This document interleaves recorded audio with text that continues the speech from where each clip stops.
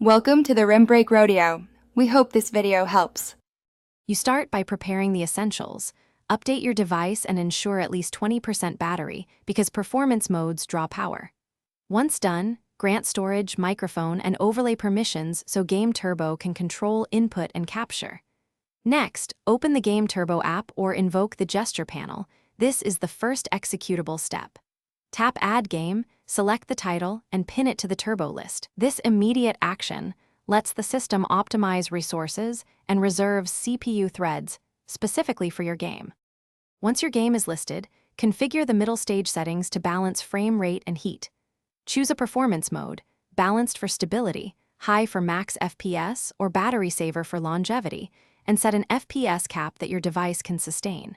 Then, scale resolution or lower graphical options to reduce thermal throttling. Make sure to enable network boost and block notifications to prevent packet loss and interruptions. Finally, limit background apps. This frees RAM and reduces stutter during extended sessions. To finish, launch the game and run a short playtest while watching temperature and FPS overlays. This confirms your choices. If gameplay feels smooth, save the profile so settings apply automatically.